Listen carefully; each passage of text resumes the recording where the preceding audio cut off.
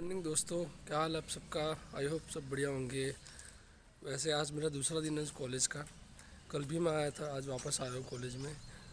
कल मेरा last day था जब हमारा स्पोर्ट वीक ख़त्म होने वाला है। आज से वापस पढ़ाई शुरू होने वाली है और यही कहना चाहता था कि मैं अब से वापस से अपना माइंडसेट खो चुका था, तो मैं चाहता हूँ वापस से अपना माइंडसेट बनाऊँ। मैं वापस अपने माइंडसेट पे काम करूँ, अपने टारगेट के ऊपर काम करूँ मैं, और कुछ हासिल करके सक्सेस को पा लूँ, ऐसा मेरा मन करता है। पर मैं उस चीज़ के ऊपर काम करता हूँ, पर डिस्ट्रैक्ट हो जाता हूँ कभी कभी। तो उस डिस्ट्रैक्शन को फेस करना पड़ता है मेरे को, और उस चक्कर में मैं भटक जाता हूँ, यहाँ से वहाँ उस जगह ऐसे भटक जाता हूँ मैं। तो ऐसा होता है मेरे साथ। तो इसीलिए आज से वापस से मैं ट्राई करने वाला हूँ। टारगेट पे बैठूँगा मैं, पढ़ूँगा मैं, सब करूँगा आज मैं। और आज से अपना वापस से माइंडसेट पहले जैसा बनाने का ट्राई करूँगा मैं। वैसे आज हमारे यहाँ पे धूप बहुत ज़्यादा है, देखो दिख रही है। क्या लगता है आप लोगों को, बहुत आसान होता है क्या टारगेट पर काम करना, कंसिस्टेंसी बना के रखना, डिसिप्लिन बना के रखना और इस चीज़ को आगे लेके जाना? ये चीज़ बहुत आसान होती है क्या? बहुत कठिन होता है भाई। डिसिप्लिन और मेन है कंसिस्टेंट रहना।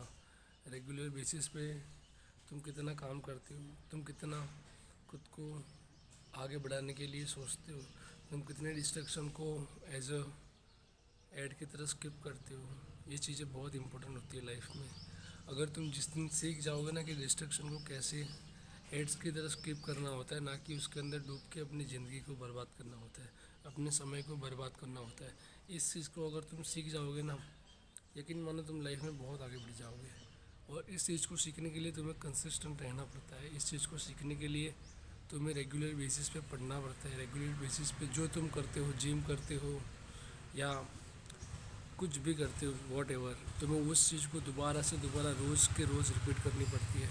तब जाके तुम एक कंसिस्टेंट लेवल को क्रॉस करते हो और तुम अपने उसी फ्लो में जब बढ़ते हैं ना आगे, तो एंड में जाके तुम्हारे कंपटीशन में कॉम्पिटिटर जो भी होगा ना, वो सब हार मान लेंगे। बट तुम एक अकेले ऐसे खिलाड़ी होंगे जो लड़ते रहोगे और एंड दी एंड तुम जीत जाओगे इस चीज़ से, और तुम्हें सक्सेस मिल जाएगी।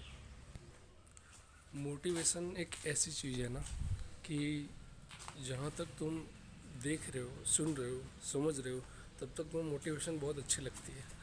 पर जहाँ तक तुम अपने खुद के अंदर से आवाज़ नहीं आती है ना कि मुझे कुछ करना है अपने जीवन में, मुझे कुछ उखाड़ना है मेरे जीवन में, तब तक ना तुम्हें ये सब मोटिवेशन टेम्परेरी रहती है, टेम्परेरी बेस पे रहती है। मतलब जैसे ही उसका जोन ख़त्म होता है ना, ऑटोमेटिकली तुम वापस गिर जाते हो और वापस तुम्हें उठाना पड़ता है।